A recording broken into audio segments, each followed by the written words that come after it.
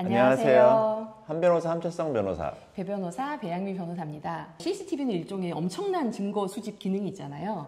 이 CCTV를 나한테 좋은 증거로 활용하기 위해서 조금 절차들이 있는데 그거를 좀 오늘 말씀드려보면 어떨까 싶어요.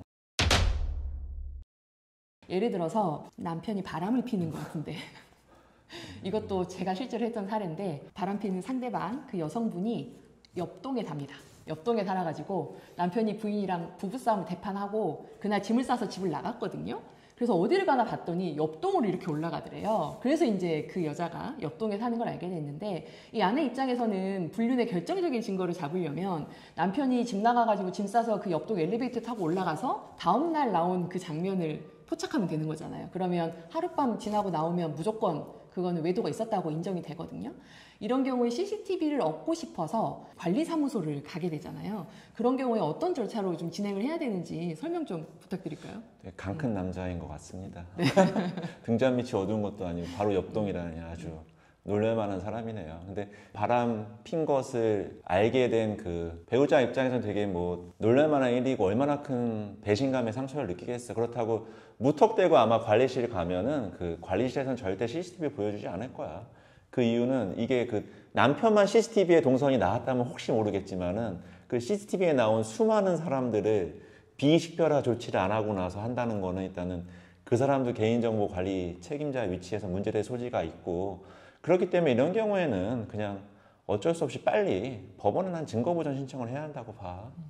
네, 실제로 그 사례도 법원에 증거보전 신청이라는 걸 해가지고 CCTV를 받았는데요. 이때 이제 중요한 팁은 CCTV 보존 기간이 업체마다 다릅니다. 예를 들어서 뭐 이 아파트는 한 달을 보관할 수도 있고요. 또 어느 뭐 숙박업소 같은 경우에는 일주일만 보관할 수도 있고, 그러면 법원에서 그 증거보전 조치를 취하는데 시간이 좀 걸리거든요. 그래도 엄청 빠른 편이에요. 법원 절차가 기본 막 몇 년씩 걸린다면 이 증거보전 조치는 빠르면 일주일 안에도 허락이 되긴 되는데, 그 일주일도 시간이 지나갈 수 있기 때문에 먼저 가서 제가 증거보전 해가지고 올 테니까, 또는 뭐 경찰 데리고 올 테니까 그 사이에 좀 저장만 좀 해주세요 라고 미리 얘기를 좀 해놓고요. 그 다음에 법원에 이만저만해서 이런 사건이 있어가지고 이거를 꼭 해야 되니까 이거를 좀 허락해 주십시오 라고 증거보전 신청을 하면 판사님 명령서가 나오고요. 그걸 가지고 이제 그 관리사무실에 가면 그때는 이제 법적으로 이제 줄 수 있는 상태거든요. 그러면 해당 딱 그 사람들이 나왔던 그 부분만 딱 잘라가지고 CCTV를 복사해서 줍니다. 그래서 실제로 그걸 활용해가지고 지금 이혼 소송에서 쓰고 있는데, CCTV가 필요하다면 법원에 증거보전 신청을 하거나 경찰서에 형사 고소를 해서 법적인 절차를 밟아가지고 그거를 정식으로 받을 수 있고요. 대신 이제 그 사이에 그게 지워질 수 있기 때문에 미리 가서 좀 잡아놓을 필요는 있다.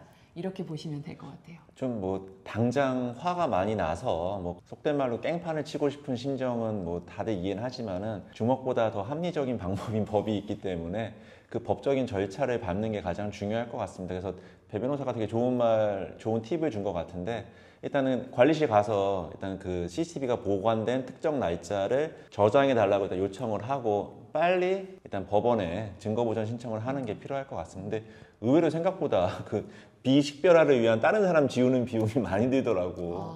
그래서 이게 뭐 10분만 되면은 꽤 비싸기 때문에 그 특정 시간대도 빨리빨리 캐치하는 것도 의외로 좀 대반 비용을 줄일 수 있는 방법이 아닐까. 네, 그래서 그 법원에 신청할 때도 이렇게 통째로 뭐 한 달치 주세요 그러면 안 되고요. 정확하게 그 남편이 이를테면 집 나가서 올라간 그 시간대를 대충 알잖아요. 그거를 딱 특정해가지고 그때부터 뭐 다음날 아침에 차가 사라졌다 그러면 그때까지 사이 시간 이렇게 딱 정해서 신청을 해야 그 증거보전이 받아들여지고, 막연하게 뭐 1년치, 한 달치 이렇게는 애초에 허락이 나오지도 않습니다. 네.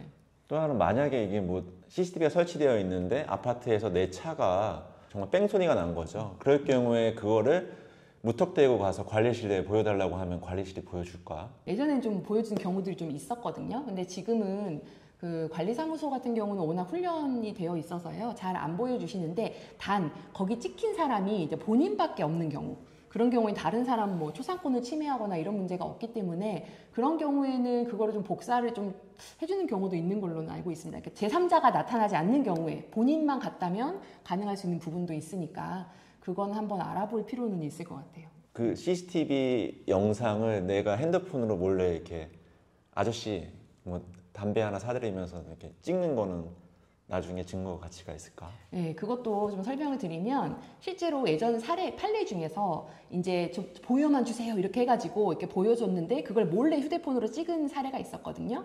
이 경우는 허락되는 범위는 보는 것까지만 허락이 돼 있고 법적으로도 그게 타당한데 그걸 넘어서서 영상으로 녹화해가지고 다른 사건의 증거를 쓰는 것도 불법이라고 해가지고 휴대폰으로 다시 찍은 것도 개인정보보호법 위반으로 처벌된 사례가 있습니다. 다만 이제 개인정보보호법 처벌이 수위가 그렇게 세지는 않아요. 그래서 아까 말씀하셨던 것처럼 이렇게 다시 찍거나 뭐 이렇게 뭐 보여주거나 이런 거 해봐야 벌금으로 나오고 벌금 금액도 그렇게 많지 않고 뭐 50만 원이고 이럴 때도 있고요. 녹음까지 들어간 경우 이건 완전히 이제 차원이 다르거든요. 다른 사람이 대화 내용이 녹음되는 거는 불법의 정도가 아주 다르다고 보기 때문에 그 경우는 오히려 벌금이 더 드물다고도 볼 수 있죠. 거의 징역형의 집행유예형으로 나오는 경우가 오히려 훨씬 더 다수에 해당합니다. 그만큼 좀 더 불법성이 큰 거죠. 도청은.